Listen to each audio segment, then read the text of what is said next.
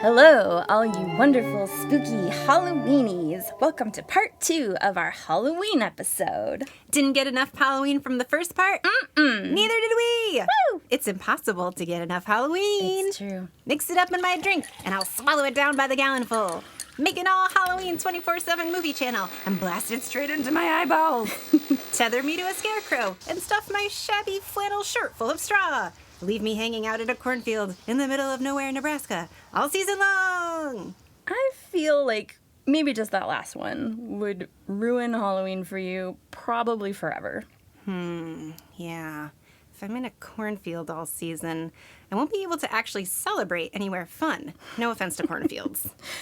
Or eat, but good to see you have your priorities straight. Since we don't have gallons of Halloween essence to spike your drink and drown your humanly sorrows, and it's maybe not advisable to watch Halloween movies 24/7 if you, say, drive a car at some point, we'll have to think of something really good that you can do to get into the holiday spirit. You mean like listen to part 2 of Death Party's Halloween episode? What a spooktacular idea.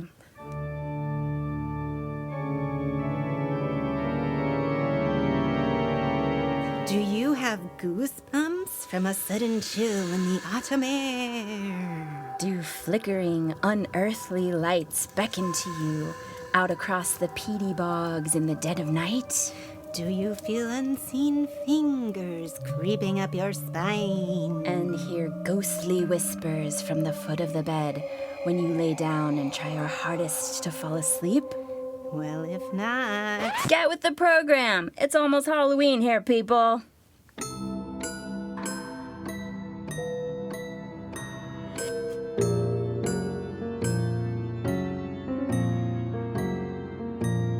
Death Party! Vampires and werewolves, witches and zombies. Demons and dark energies. Yes, those two. Thank you. Welcome back to part 2 of our Halloween episode. And I guess you mortals are welcome here too. But just this once. Yep, you get one free listen and then you have to find a monster to turn you. You won't have to look far. Just peer deep into the darkness at the back of your closet. Or stick your arm as far as you can underneath your bed. Then close your eyes and count to 20. You'll know when you've been initiated, when something bites you. Yeah, but you won't know what you've been initiated into until a week or so later. Oh, yes, the change. That's the fun part. If you start growing extra hair, werewolf. But if your hair starts falling out, zombie. But, curveball, either one of those could also be witch. Oh, yeah, you should see the one in the back of my closet. Her name is Bumpin' the Night, and she has hair for absolute miles, but it's only sideburns. Her name is Bumpin' the Night? Because when she goes sneaking around the house at night, her sideburns get tangled around the coffee table legs, and it causes a ruckus. It's hard to sleep through sometimes, honestly. Couldn't you just, move the coffee table? Oh, but it's her favorite game. Yeah, I see. Vampires and werewolves, witches and zombies, and demons trapped in earthly skin suits. These spooky citizens are not the only monsters tied into the story of our beloved Halloween. That's right. There is an entity far bigger and spookier than all of these combined, and it is largely responsible for the shape that our favorite day of the year takes today. Any guesses? A giant monster? That's right. Christianity. Whoa, tut tut. Not all Christians are monsters. Oh, I know, but this is Death Party Podcast. We only talk about the baddies. Oh, right. It's pretty on brand. There have been some questionable ones throughout history. Indeed. While most of what we know of Samhain today originated in the ancient Irish sagas, Christian missionaries had already had a heavy influence on these tales by the time they were eventually written down. During the latter part of the Roman Empire, on through the late Middle Ages, Christians were out conquering new lands, and one of the goals was to convert other societies to Christianity. And before anybody gets offended, After everyone gets offended, pretty much every group of peoples were out conquering or getting conquered all the time. So, in case it feels like we're singling your people out. Yeah, well, I got singled out by my friend's mom when I was younger because I made a joke about being the devil, and she took it literally and wouldn't let me come over anymore after that, even though her kid was the one sneaking out at night and getting hammered on blackberry brandy. So, yeah, if someone feels singled out right now, Now you know how it feels. And maybe don't persecute your kid's friends for having a wicked sense of humor. Yeah. Because your kid's not going to call you to come get him when he's drunk off cough syrup or whatever in the next town over and can't get home. Do you even know what blackberry brandy flavored puke smells like? I don't want to know. You can't get that out of car upholstery, ever. You just basically have to, now you don't have a car anymore. You can't drive that. It's done. No. It's too bad we didn't know each other back then. I could have cleared your good name. I mean, you're clearly not him, so, not that I know him personally. It's just, he's the devil, and you're just, well, yeah. Thanks. Or rude. Yeah, the weirdest coincidences happen when I do research for this show. I met a friend for dinner the other night, and somehow, without me even mentioning that I was thinking about mentioning all of this, she asked if I remembered driving around with our heads out the windows and bandanas tied around our mouths because I couldn't get the vomit out from under the back seat of my car. Yeah. Like I could ever forget. Well, that certainly paints an odorous picture. You do have a way with words, my dear. I just need everyone to suffer along with me. Noted. I think you've made that increasingly clear over the numerous episodes we've done. All right. So back before Faye was wrongly accused of being the devil and had her car filled with brandy puke, from which she has clearly not recovered, Christians were moving into new lands and trying to convert the locals. Yes.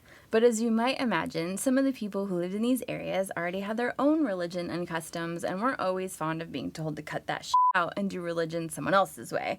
Because what would be a Roman Catholic accent? No, not a thing. Really? Italian accent? Yeah, don't even try it, honey. Old English. There you go. What does Old English sound like? I don't know.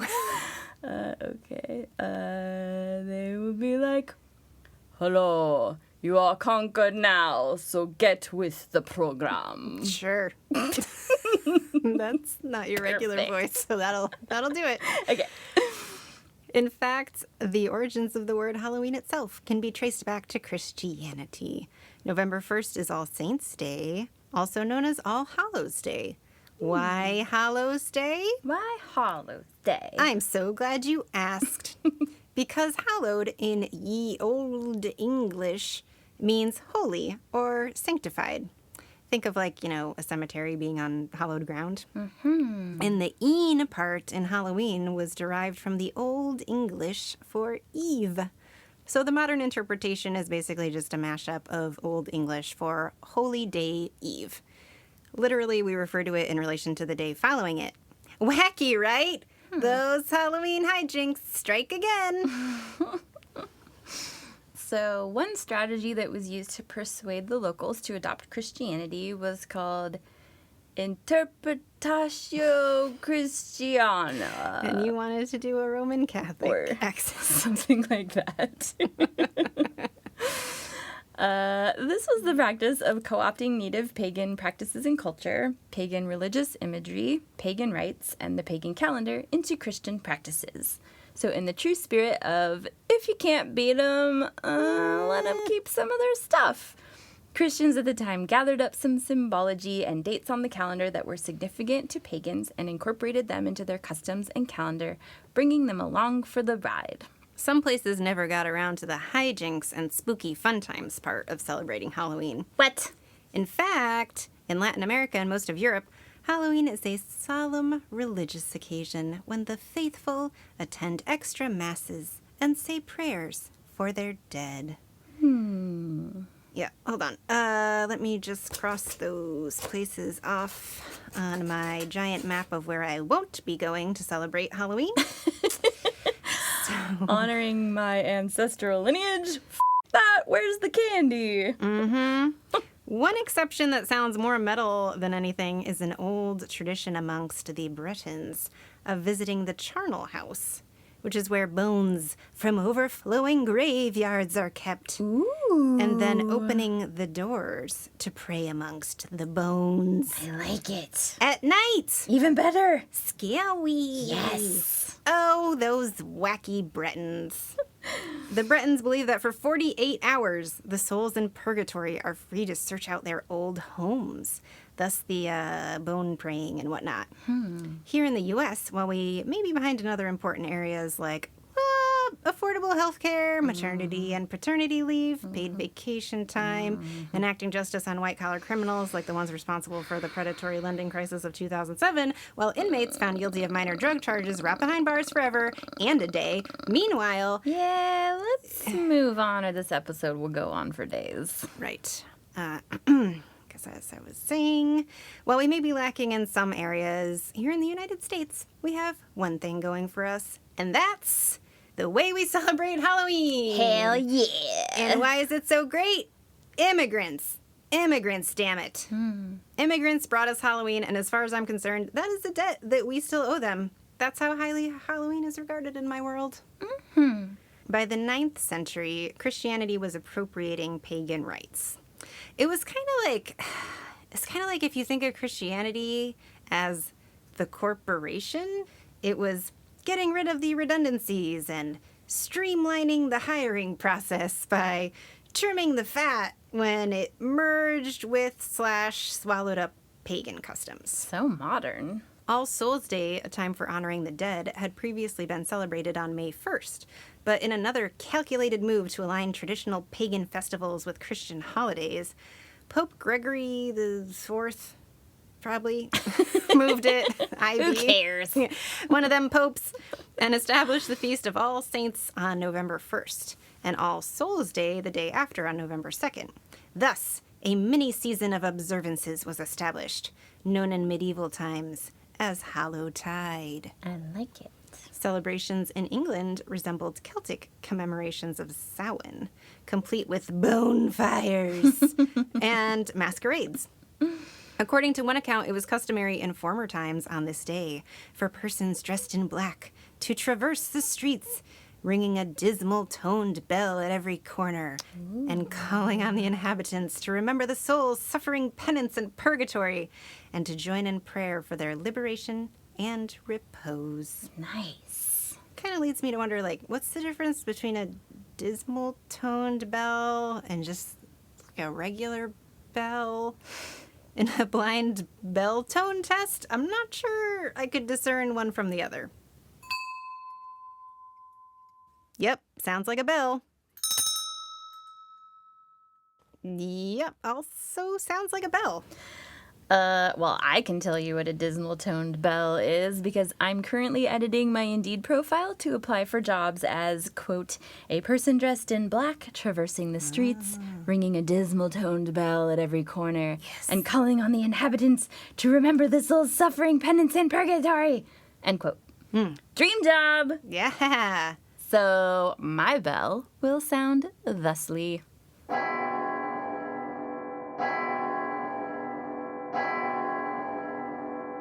I'm going to ring it at every single corner, and if people complain, I'm going to ring it twice. Whoa. That will make it easy for people to remember what suffering in purgatory feels like, so everybody wins. So you're like the equivalent of that reality show contestant getting interviewed that's like, I ain't here to make friends. But with bells. Yes? Yeah.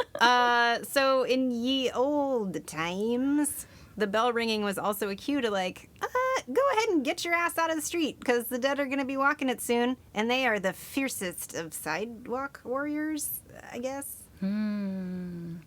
Now, just like today, people back then were fans of capitalism.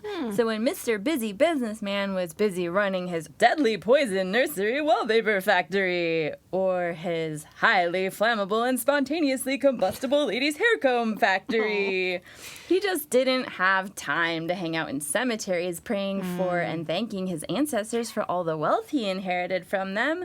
No, sir.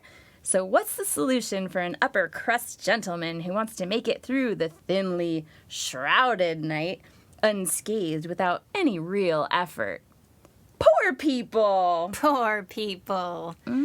Poor people would visit the houses of upper crust families and promise to pay for the souls of the homeowner's dead relatives in exchange for pastries called soul cakes. Sounds tasty. How many calories in one of them soul cakes? I'm talking about cakes. This practice became known as souling and was later taken up by children, presumably because it hadn't yet been discovered how useful tiny hands were for working in mines.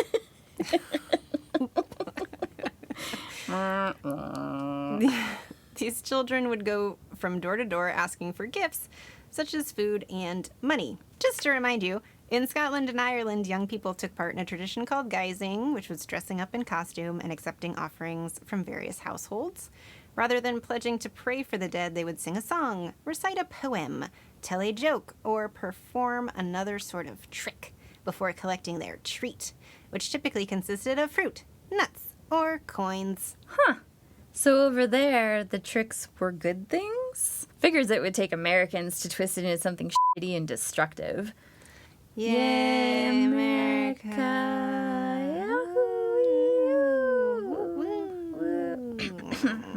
Okay, this all sounds like spooky good times. We've got veil thinning. We've got going a-piring. Bonefires, ashing up your face to escape spirits who might be the unearthly counterparts of those people you met at a party a few months back and you said you'd hang out with them, but you never responded to their last message. You mean you ghosted them? Okay. Yeah. And then they all died. Oh, so wait, they ghosted you? Oh, everybody's ghosting. They died in a mysterious and highly suspicious pontooning accident. Oh, not again. Is it that people are often dying in pontooning accidents after they blow you off? No, I mean, yes. But the disappointing part is that I'm so careful to make it look like an accident, but people call it mysterious and highly suspicious anyways. I mean, if the boat they were on is found covered in alligators, then obviously the cause of death was alligators, and not that I murdered them in a jealous rage because they were disrespectful and ate the last of the chips without asking if I wanted any.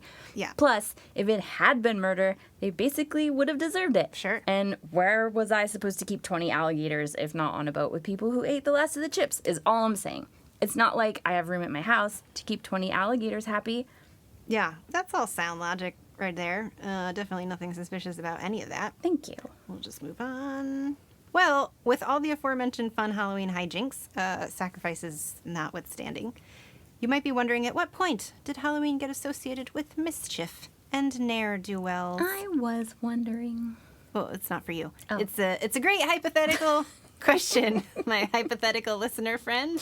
Excuse me. Just back up off it.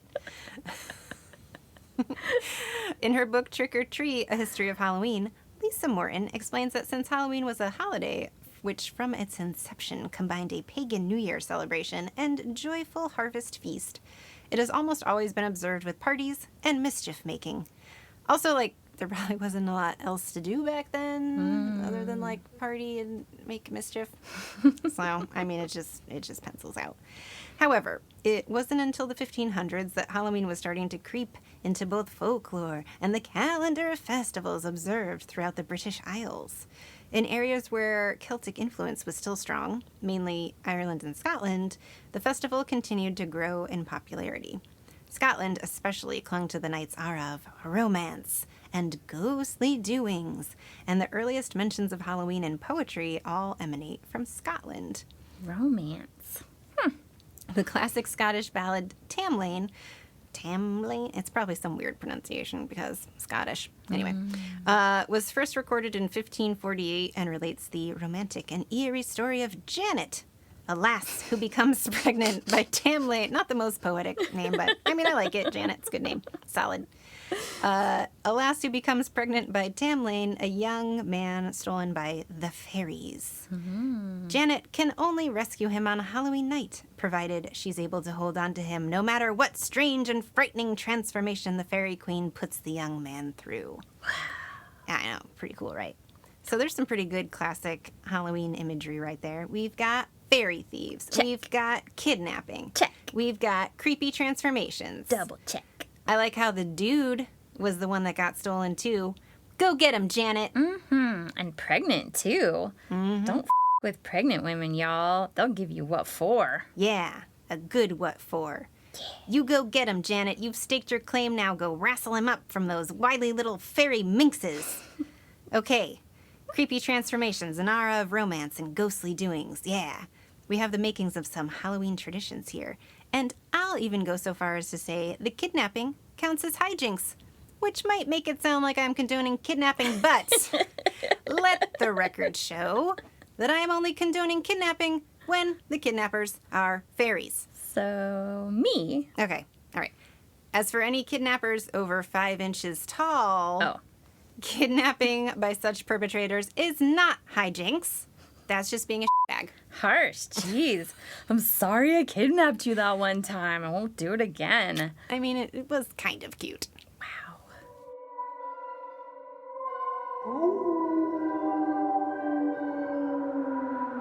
While you are preparing for the spookiest of spooky seasons, dear listener, Death Party is here to make sure you are safe as can be from ghosts and ghouls on the night of all nights.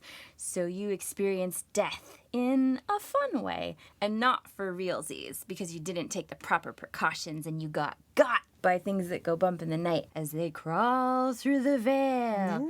I mean shroud, damn it. So another thing you're going to want to gleefully carve off of your list of protective ceremonies this month is carving a jack-o'-lantern. Yeah! You still got a few sips left in that PSL? Some spicy dregs left in the bottom of your cider cup? Well, refill that mug and slice you off a piece of pumpkin pie because we have a lot more spooky territory to cover here. And we're going to tell you the origins of the least spooky face carving that you're going to hear about on a podcast in this day and age. The jack-o'-lantern is the most significant indicator of Halloween in our day and age. But why? And where did it come from? I don't know. These spooky squashes are said to have found their place as our Halloween mascot starting in antiquity with the old Irish folktale of Stingy Jack. Now, I haven't been able to figure out if this was some kind of effed up smear campaign against my people, the Irish, or if it was a warning about being that guy at the bar. But let's all just take it with a grain of salt and appreciate that we get jack-o'-lanterns out of the deal, okay? Okay. Okay. Stingy Jack, also known as Drunken Jack, Slander. was a conniving drunkard and a con man who made a habit of tricking and pissing off everyone in his town. He was such a rotten scamp. A rapscallion, would you say? Indeed I would. He was such a rapscallion that the devil himself decided to pay old Jack a visit and teach him where conniving and drunkarding would get him. Hell, that's where. Don't give it away. I mean, it's the devil, so, like... On the night Stingy Jack met the devil, he knew he was in for it. And yes, if you must know, he was going to be dragged down to hell. Like Sam Raimi. But, what? Sorry, there's a Sam Raimi movie called Drag Me to Hell. Oh, yeah. Horror fans, I see you. It's not bad. It's not bad. It was all right. But he still had some old Stingy Jack tricks up his sleeve, so he asked the devil to let him have a drink before his poor soul would have to live down in hell for all of eternity. And the devil, being apparently not too bad of a guy, agreed. They went to a pub where Jack drank all night and then talked the devil into paying for it to boot. Is it just me, or does the devil get kind of a bad rap for being the type of guy who will let you hang out in a pub all night and then pay for your vices before he invites you over to hang out? So Jack's like, hey, devil, pay... Oh, wait, no, he's Irish. So he's like, hey, devil, pay for my alcoholism. And the devil's like, I don't see why not. Yeah, and this is how you know humans came up with this story as opposed to demons. Some real devil bashing going on here. Not that I'm biased in any way. It just doesn't seem fair, is all I'm saying. It makes humans look superior. Like, yeah, right. Okay. Yeah, it kind of does, huh? But seeing as how we're all humans here, who cares, right? So the story goes, the devil feels around where pockets would be, but he's like, his lower half is a goat. So he's like, oh yeah, goats don't have pockets. And then two, he goes, oh wait, I don't have money. I left my wallet on the bureau down in hell. Because his goat half doesn't have pockets, and he's always afraid he's going to leave his wallet somewhere, so he just doesn't bring it. Kind of fail to see what the devil needs money for in the first place if he's always in hell, but he definitely needs one of those like nerdy dangly wallets on a string, you know, the ones you could put those around necks. I imagine even goat necks. You mean neck wallets? I hate neck wallets. Maybe he couldn't get a neck wallet over his big old horns. He'd get all tangled up like when you try to put on a necklace over your head, but you forgot you have a bunch of bones stuck in your hair, and before you know it, you're all rolled up in a ball with your rings stuck in your hair, stuck in your necklace, stuck in your bones. And why are you looking at me like that? So anyways, old Jack and the devil look at each other, and it becomes obvious that old Jack doesn't have any money to pay the bill. And the devil doesn't want to get 86 from his favorite bar. So, you know what makes the most sense then is for the devil to turn himself into a coin to pay for the booze. I mean, naturally, what other option is there? Who came up with this I don't know. Does this make any sense to you? I mean, sure, it does, if you're interested in spewing anti-devil rhetoric. Your point of view is suspiciously demony? That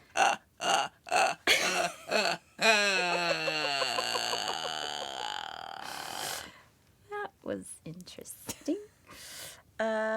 Your voice is just so deep.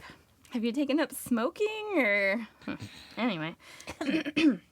So then Jack puts the devil, who is now a coin, into his pocket. And bam! What do you know? But there's a crucifix in there too. So now the devil is stuck and he can't change back. Change. Oh, you're welcome. No. I did it. Really, guys, if this is all it takes to trick the devil, I don't know what the Catholic Church has been going on about for so long, but here we are. So the devil's like, I can't stay a coin. My soaps are on at 5:30. And Jack's like, promise you won't take me to hell, you wee bugger. So the devil takes off for a while, as promised. And then one day, he's sitting around bored and his programs are reruns. Oh, that's where the phrase poor devil originated from. Someone felt really bad about the lack of new quality programming in hell. Say what you will about syndication, but it's clearly a tool of destruction. Exactly. So yeah, he's got like Full House or something on for the millionth time when he suddenly remembers, oh yeah, that Jack that made me look like an ass. That f***er's up there still running around and thinking he owns the place. The nerve. The nerve. So he goes back up to Earth and he's like, okay, dude, I gave you a break, but now there's nothing good on the telly and you're coming with me. So this time, Jack is like, cool, bro, but first can you climb up that tree and get me an apple? I'm so hungry. Wink, wink, nudge, nudge. Apologies to anybody Irish that I'm completely offending with my accent. Don't apologize. You cut out that apology. You own it. You own that accent. And apparently the devil is just such a nice guy. Or really naive, or just, I don't know. Maybe he's like eager to show off his climbing skills. What with the cloven hooves and all. I know I would be if I were demon-like. Can you hear the sound of my eyes squinting at you from over here? I might need to get a closer look at my co-host here in a second, but let me finish this tale first. So, sure, Mr. Devil, what could go wrong? Get this fucking guy an apple. Well, fool the devil once, shame on you, and fool the devil twice, I don't remember how that saying goes. But damn it all, if Jack doesn't do some more with the crucifix, like we didn't all see this coming. Wow. And again, the devil can't catch him. So this time, he makes the devil promise to never take him to hell ever, just to cover his bases. And the devil's like, so screwed, stuck up this stupid apple tree like an absolute idiot. So he just has to admit he's been beaten by this old jerk. This is making me kind of uncomfortable because I feel like maybe now we're just bullying the devil for having like a learning disability. Still defending the devil, huh? Does that mean we're supposed to feel bad for him? He's an emotional manipulator, that one. That much I know. Also, getting stuck in an apple tree is kind of like, man, even cats can get themselves down eventually, and they aren't great at multitasking, you know? They don't have to, like, run hell at the same time they're in the trees. You'd think the devil would have been good for it. It doesn't really add up, does it? Maybe something got lost in translation along the way? But the story goes that the deal is struck, and the devil goes back to watching boring old reruns in hell alone. But nobody really gets him anyway, so maybe it works out for him. Okay, was it f***ing Castle? I wouldn't wish that on anyone, but I bet the devil loves it since clearly that show only exists to bring a plague of misery and torment upon this Earth's network television viewing audience. Sure. It was Castle. I knew it. Well, not long after that, old Jack ends up kicking the bucket. We can only assume it's his liver the way he's been going. Hey, Jack needs a hobby. What about that game where you like move a wood hoop with a stick that I've heard so much about? Oh, yeah. It really doesn't get the appreciation it deserves. Try knocking a small rock down the road with a stick, and you'll thank your lucky stars when humans invent a hoop for you to play with, because it's way more fun. Invent. You sound like you were there when people invented hoops, just like the way that you worded that. That's... So, old Jack bit the dust, and he heads on up to heaven, because apparently it hasn't dawned on him yet that that's not gonna happen. But sure enough, when he gets there, the dude at the pearly gates is like, bro, you're not on the list, and won't let him in. Well, old stingy Jack has no other option at this point but to go ask Satan if he can get in there, because the other place is at capacity or something. And Satan goes, ha, ha, ha, ha, ha. Remember our deal, Jack? I'll never take you to hell. Get your dead ass back to that stack of a planet you call Earth and roam around aimlessly for all eternity or something. You can tell Satan's feelings are still a little raw here, even if he would never admit it. We've all been there. So then, to add insult to injury or taking pity on him, or I don't know, this part makes even less sense to me than the rest of it.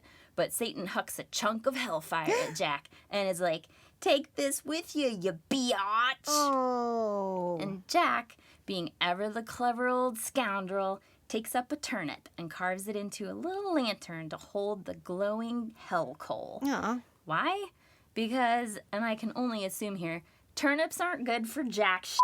Oof. They taste nasty. They're hard as rocks. Yep. They probably give you, like, wretched farts or something. What else are you going to do with the stupid things? They're already full of hell. What's a little more? Aw, so cute. He's a little tiny drunk man with a little bitty baby turnip lady whitey. Aw, do turnips grow more easily in Ireland than carrots? All I know is they're way more disgusting than carrots. Turnips are the black sheep of the carrot family. I imagine that people ate carrots when they could get them because carrots are delicious. Not to mention, okay, imagine trying to make a lantern out of a carrot. Oof. That's the second most painful thing I've thought of all day. The first one was about the taste of turnips. And turnips are hard as rocks. That's really gotta suck to carve. I bet you would slip and cut your thumb like 1,000 times. Turnips are small too, though. A turnip lantern is a really small lantern, Jack, just saying. If you're that clever, you can probably, like, life hack yourself a better lantern. Or death hack. Or whatever. Maybe that was part of Jack's punishment. Like, ha ha, now you're a doomed wraith that can never rest, and the only thing you have to light your way is this stupid tiny turnip. Go yourself. Oof. That math checks out. I mean, I'd be pretty pissed. The old death by 1,000 cuts angle. So Stingy Jack's doomed soul becomes Jack O' the Lantern. Oh, there were so many Jacks, but he was the only one of the lantern. So people knew how to address his mail so it would find him. And he is cursed to roam the earth for all eternity as some kind of effed up shadow creature with only a turnip lantern to guide his way. Plus side, that's a very respectable legend he has since turned into. Turnip nightlights notwithstanding. Indeed. Scholars believe this legend evolved from sightings of will-o'-the-wisp, swamp and marsh gases which hover and glow in the night out over Irish bogs. Losers. Everyone with any common sense knows that will-o'-the-wisps are fairies that lure unsuspecting humans out into the marshes to drown. Pfft, scholars. Sure. So, with evil fairies, wraiths, and all manner of goblin and ghouls swishing through the shroud between the realms, people needed protection. So on All Hallows' Eve, the Irish would hollow out and carve scary faces into turnips and place tallow candles inside, so that as they went out souling on the night when the veil between life and death was thinnest, they would be protected from spirits like Stingy Jack. Pumpkins are believed to have originated in Central America over 7,500 years ago, with the oldest domesticated pumpkin seeds in the world being found in the highlands of Oaxaca, Mexico. My people! The first pumpkins were small and hard with a bitter flavor, a far cry from the way more awesomer pumpkins we know and love. The first ones were probably almost as crummy as turnips. Yeah. But over the centuries, the indigenous people and later others who took a liking to pumpkins bred them into the bright orange monstrosities we enjoy today. They were spread around the world by various people who recognized how great they are, but they grew best in the Americas where the temperatures were conducive to a good winter squash harvest. Later, when the Great Potato Famine forced large numbers of Irish immigrants to eat turnips or starve, they were like, turnips? Hell nah! We're gonna settle in America instead. Sorry about the accent. When they arrived here, weak and weary from the voyage, they dropped to their knees on the shores of this new land and were like, "Whoa, guys, check out these things called pumpkins. You can carve one without cutting your thumb 1,000 times, and they're already holla. Turnips twice as hard. I'm so glad we came here." Guess you could say they were not particularly hard to please as a peoples. Really know how to make lemons out of lemonade, those Irish do. If turnip lanterns were a cruel gift from Satan, then pumpkins were a gift from God, being like, "Hey, you've been punished long enough. Stop trying to carve turnips, guys. You're welcome." No argument here. And just like that, carving turnips became a thing of the past, and jack-o'-lanterns made from pumpkins became the symbol of Halloween that we know and love to this day. So when your racist uncle talks hate shit about Mexicans or the Irish, or anybody really, go to his house and Rip his f***ing guts out. I was gonna say just kick his jack-o'-lantern that he's all proud of right in the face and tell him to go carve a turnip. But you could also just rip his guts out. That's also a very demon-y thing to say. To each his own. Speaking of jack-o'-lanterns, have you carved yours yet this season? Don't wait too long. The shroud is thinning as we speak, and ghosts and goblins are afoot. Don't look behind you.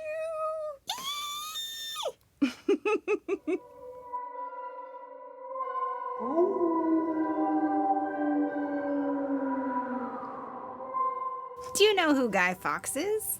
If you said yes, hey, I'm real proud of you, kiddo. You were always my favorite child. Don't tell your sister. If you said no, then you're probably your sister and not my favorite child. How many children do you have in this scenario? Depends. Human children or just children I bought? Never mind. Well, if you aren't familiar with Guy Fawkes, good news. You actually probably kind of are, and you just don't know it. How do I know that you know? Because I can see into your very soul. I know everything you know, and everything you have yet to learn. You have no secrets. Your mortal skin prison is merely an inefficient husk. Your pathetic human soul is naught but a temporary storehouse for your useless memories and sense of self, the depths of which I plumb for my own sinister amusement. For I am outside of time, an immortal scouring this infernal stack of a planet, passing through the thin veil of your world, much like the tides. Oh, okay, that makes sense. I was nervous you found my journal or something. Sorry, where were we? Right. Yeah, like I was saying, you're at least passingly familiar with Guy Fawkes, even if you don't know it. That's Fawkes, by the way. Yeah, not like fat. Something you might say when you stub your toe in the middle of the night because the witch in your closet moved your coffee table around. Yes, the one you refused to move. Yes. Guy Fawkes provided the mask inspiration for the hero in V for Vendetta. You know, that pointy pencil mustachioed dude who isn't John Waters? Mm-hmm. Wears a hat?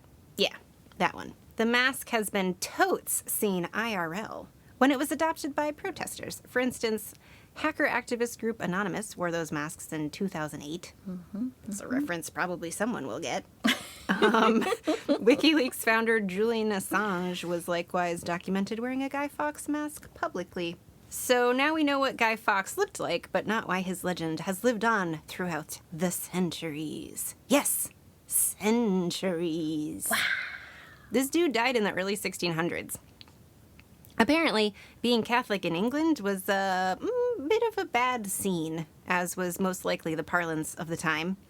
In fact, Catholics had been persecuted for decades prior to the night that put our Guy I see what you did there. in the history books. But there was hope among practicing Catholics that the new king would make practicing Catholicism a little more friendly and a little less grounds for state-sanctioned torture. Yeah. When it became apparent that Catholics were still to be treated like pieces of human saltwater taffy, Yuck. you know, before it ends up in a wrapper, Double yuck. Guy and some other guys, They were named Guy 2? no, just Guy. Oh. Yeah. Oh? Just go with it. Okay. They decided to do the logical thing and blow Parliament, well, to kingdom come, as it were.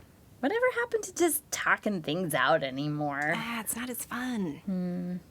The plot was foiled when our Guy was this close. How close? This close. Look at my fingers.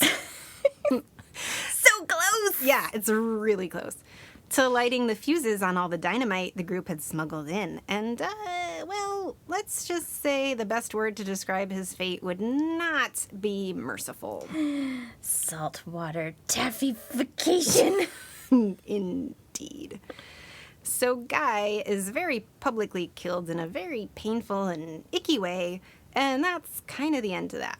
Well, that was anticlimactic. If you're American, that is. Yeah, because Americans love explosions. Michael Bay's entire career is based on it. Oh. But apparently in England, they just could not let that shit go. They probably like saltwater taffy even less than I do. For the last 400 plus years, they turned this thing into a f***ing holiday, which seems a bit morbid and definitely very anti-freedom of religion. So that's definitely awkward.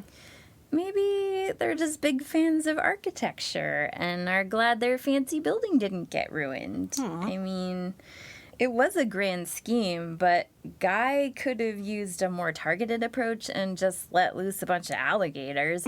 It's worked for people in the past. Oh, it has it? I hear.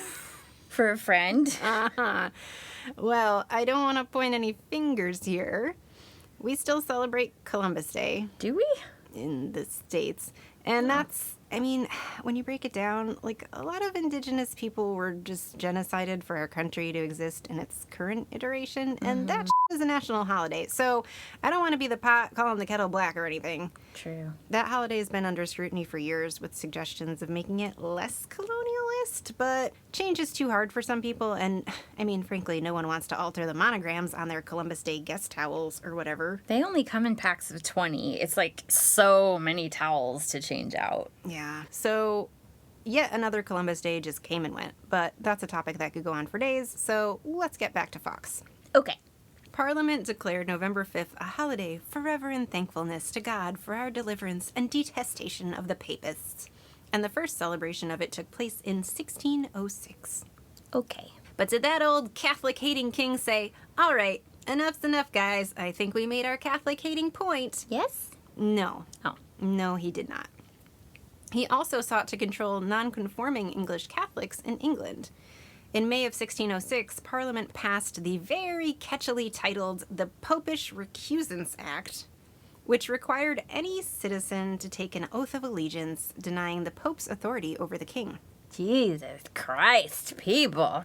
Observance of the 5th of November Act, passed within months of the foiled dynamiting plot, made church attendance mandatory on that day. If there's anything that says fun, it's making events mandatory. And in a church. By the late 17th century, the day had gained a reputation for riotousness, disorder, and anti-Catholicism.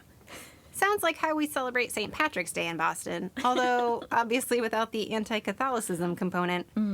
Or actually sounds like any major sports teams winning a shiny gold thing in Boston. Maybe that's just how we celebrate anything in Boston? Anyway, to link it back to Halloween, also an event we celebrate in Boston with riotousness and disorder, Guy Fawkes Day became a beloved festival and was celebrated with fireworks, bonfires, and parades. Nice. Straw dummies are made to represent Fawkes as well as contemporary political figures. Then they are tossed on the bonfire and burned in effigy. What a thing. A bunch of people are burning effigies and none of them are us. Oh, yeah, weird. I can't remember how long it's been since someone tried to exorcise me. Too long, I tell ya. The looks on their faces when it doesn't work. Mortal. But, effigies. We got them. Dummies have been burned on bonfires since the 13th century. We got 'em. You want them? You Effigies. want 'em? 2 for 1. Come on Hey. down. Effigies are us. Faye and Eritris's Effigy Warehouse. Serving up all the effigies you could want and more. An 2 for 1. effigy of yourself. An effigy of your friends. Send in a picture and we'll effigy you up an effigy real quick. Custom made effigies for one and all. Come on down. Effigy Warehouse. Following what became known as Guy Fawkes Day, the focus of the effigy sacrifices switched to his treason. Traditionally, the effigies, called guys, are carried through the streets in the days leading up to Guy Fawkes Day, and children ask passers-by for a penny for the guy. Today, the word guy is a synonym for just a man, but originally it was a term for a repulsive, ugly person, in reference to Fawkes. Maybe that etymology is a case of letting bygones be bygones, or in this case, perhaps, guygons. So here we are. We've got children going door to door, souling, trading promises of prayers for the souls of the homeowner's dead relatives for receiving pastries called soul cakes. The practice originates from All Souls' Day celebrations in England, observed on November 2nd. Then comes Guy Fawkes Day, which, and maybe there's some cultural subtlety I'm missing here, as I'm American and we inherently don't understand subtlety as like a concept. But wouldn't you want to name the holiday after the side that won? Shouldn't it be called Day of Shitting on Catholics or something? Anyway, Guy Fawkes Day, observed on November 5th, is 3 days after All Souls' Day, and is a holiday with straw effigies, burning on bonfires, and children running wild in the streets. Okay, so it's not just America that's kind of No, indeed. That's good to know. Kids would actually go door to door in the days and even weeks preceding the holiday, begging for fuel to feed the massive bonfires that were a big part of the festivities. What the Okay, that's not a good idea. And in another parallel to modern-day trick-or-treating, these grimy little begging street urchins sometimes even smeared their faces with charcoal and dressed in rags, presumably to look more pathetic and in need of the requisite bonfire fuel, and not to become more flammable themselves. But one can hope. They're pretty flammable as is. Asking for a friend. Is that how that works? No. Celebrating Guy Fawkes Day on November 5th, just a few days after All Saints and All Souls Days, meant that even in the early years, in the 1600s, many of the traditions associated with All Saints and All Souls Day had merged with Guy Fawkes Day celebrations. As Guy Fawkes Day was born out of violent rebellion against the king, which was sparked by violent oppression by the king, it shouldn't be surprising that pranking has been a part of this time of year since back in the day. So when Parliament banned all festivals except Guy Fawkes in 1647, that fact didn't do much to tame the spirit of the festivities. Writes Lisa Morton, pranks that could evolve into vandalism might take place, just as they did in Irish and later American Halloweens. In the British town of Lewes, which is famed for the grand Guy Fawkes festivities that still take place there every year, an attempt in 1779 to limit rowdiness by banning bonfires was met with threats of burning down houses instead. Ah. The bonfires, needless to say, were allowed to continue. Wow. Humans, huh? What a species. Just fascinating. In fact, in England, the night before Guy Fawkes Day came to be known as Mischief Night. And your favorite, Devil's Night. And this was celebrated in the New World by immigrants who came over as well. In the British Isles, all manner of creatures like goblins, fairies, and imps were fingered for, in the immortal words of Wu-Tang, bringing the ruckus on Halloween. Indeed, the ruckus was in fact brought for centuries, as anonymous mischief had become part and parcel of the holiday's festivities. What kind of ruckus, you ask? What kind of ruckus? The worst kind. Ruckus that involves cabbages. Cabbages? You heard me. Cabbages. No. Of all the low-down, dirty, rotten tricks. Mischievous boys found an almost endless number of uses for cabbage in Halloween pranking. Cabbages made convenient missiles and might be pulled and thrown at the doors of a prankster's enemy. There were even stories of pranksters tying strings to cabbages in a field to give passers-by the illusion that the cabbages were moving. This is my new hobby. For sure. If I said it once, I said it 1,000 times. Oh, you wacky cabbage prank-playing rapscallions. You better not give the illusion that the cabbages in my fields are moving. No siree, Bob. Oh, you think you're gonna pull the cabbage wool over my eyes? I'll give you what for, you dastardly little scamps. And so on and so forth. Year in and year out, my cabbage cleanup budget has absolutely gone through the roof, I tell ya. Cruciferous vegetable-related transgressions aside, Halloween Ruckus has also included other more classic pranks, such as Ding Dong Ditch, over the years. Nope.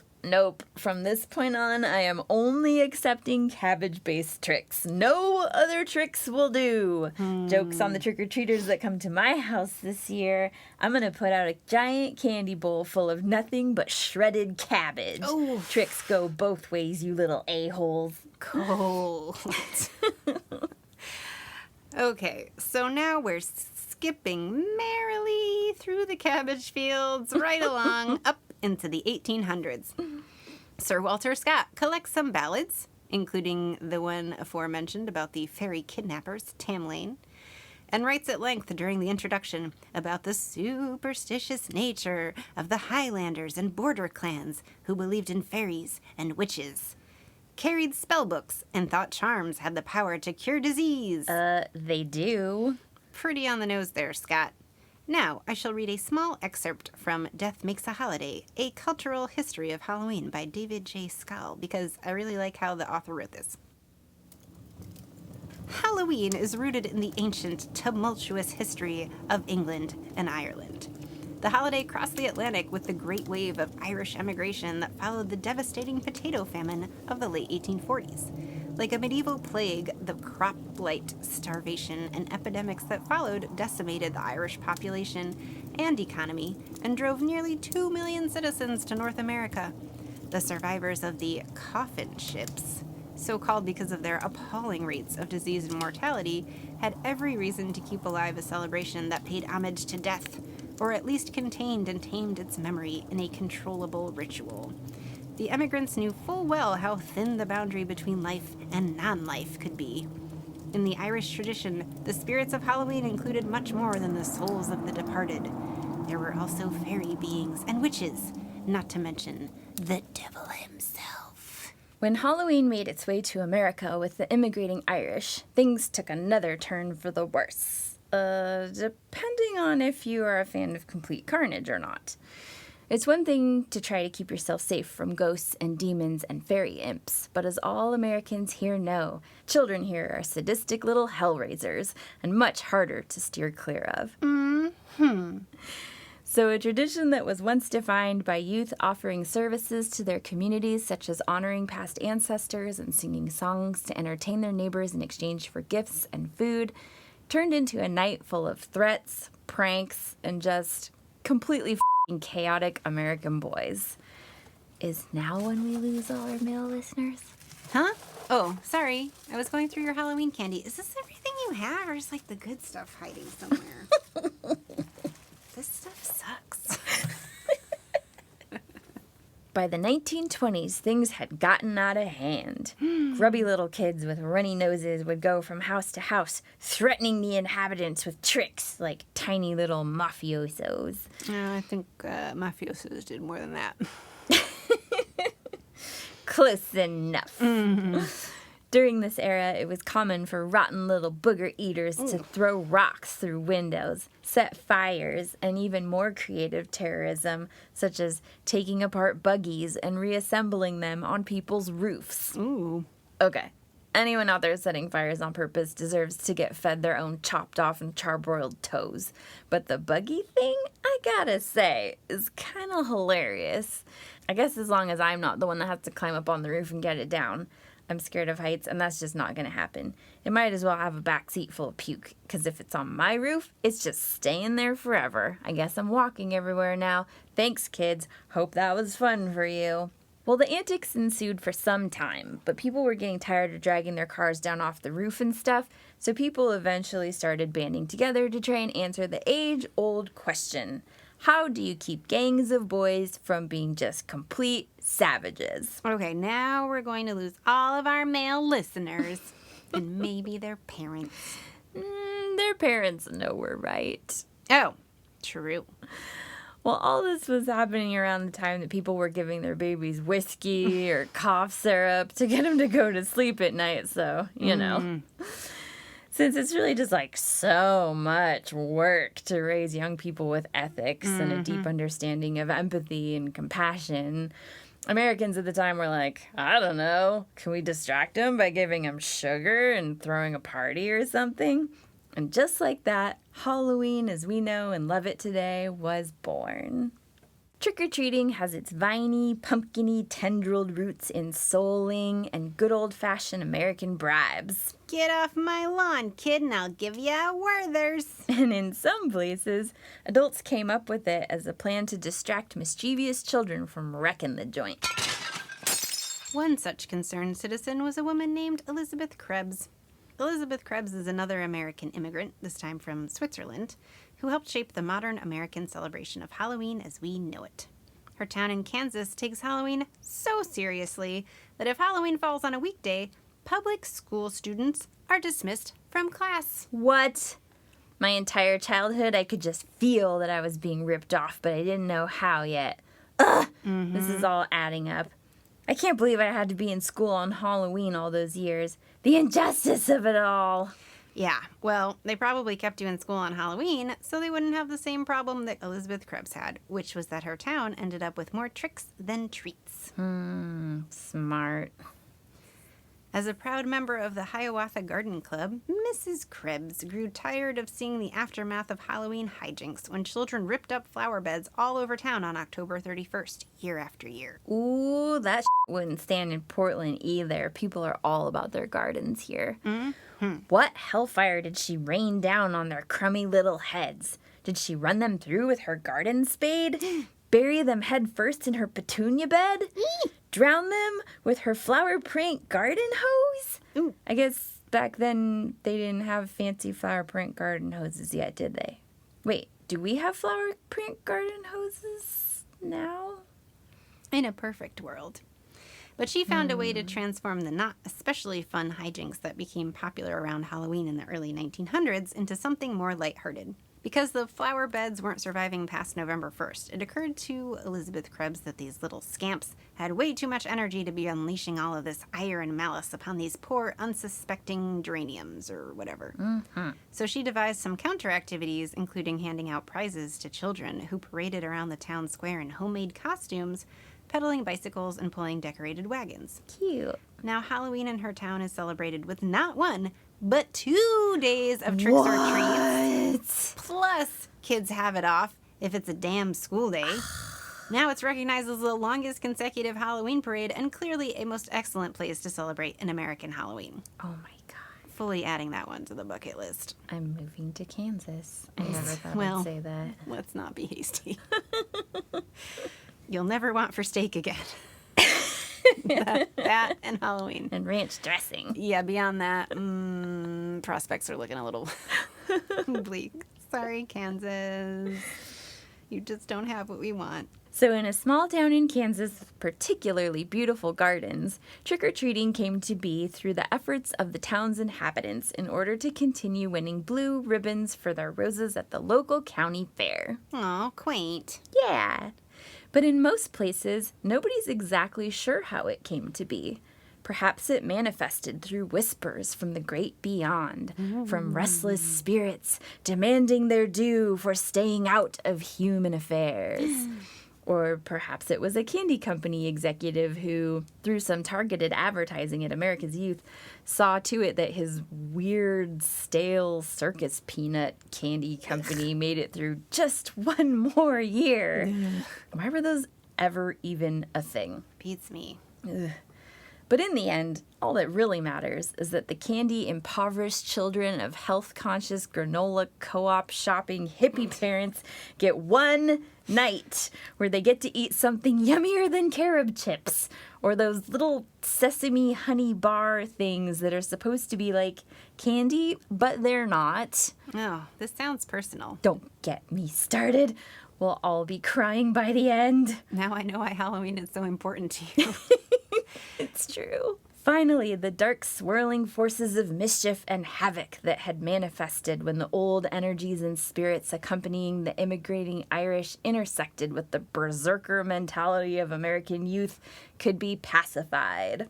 Between the 1930s and 1950s, parents were encouraged by newspapers and community leaders, probably including that smarty pants Krebs and her award-winning petunias, to put together parties and dances, games and puppet shows, anything that would keep greasy little chubby kid fingers off of matches and rocks. Advocates for a less hellish Halloween advised to take anything frightening or gross out of celebrations. Guess how long that part lasted.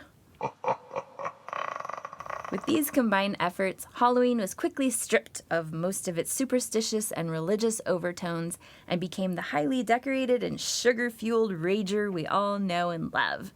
I guess here in the States anyway. There are a lot of areas in the world that aren't really into it, and some people there are envious of how fun Halloween here is. And to that I say, ha!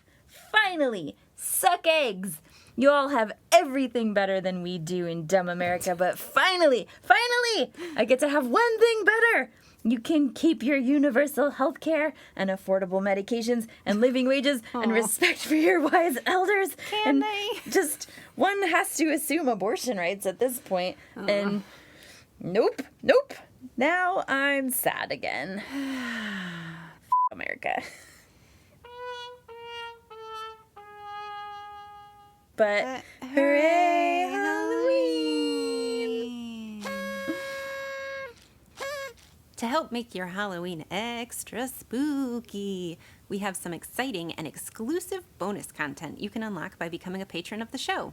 This will include an uncensored version of the episode, along with even more jokes and banter that didn't make the final cut due to being pretty tangential. You know how we get sometimes.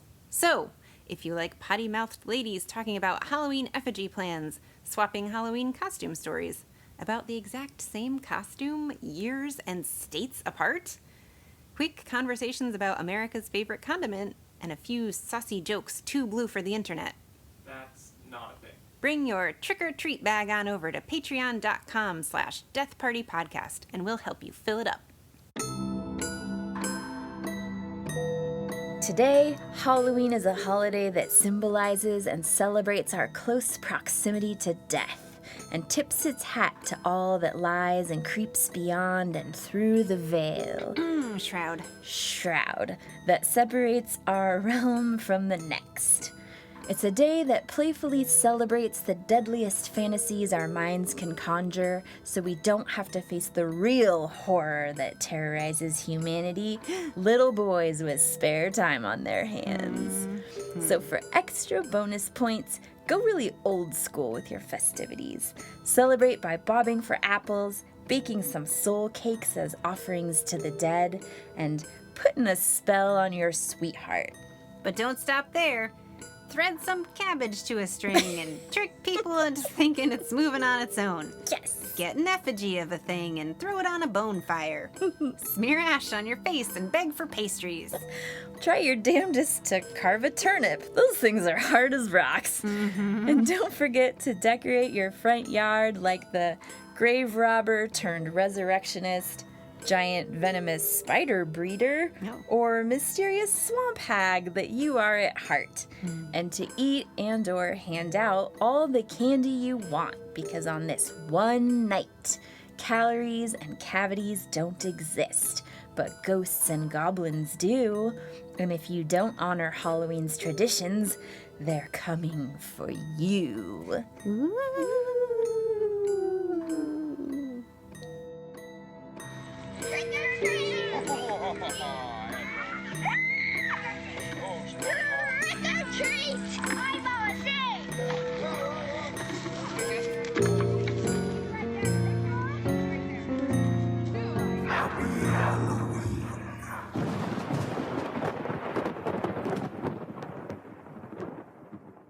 If you get some facts out of this shit, you're lucky, because I'm making up half of it. Shh, we're not. I read so many books. You did, but I'm making up my half. Oh, Faye.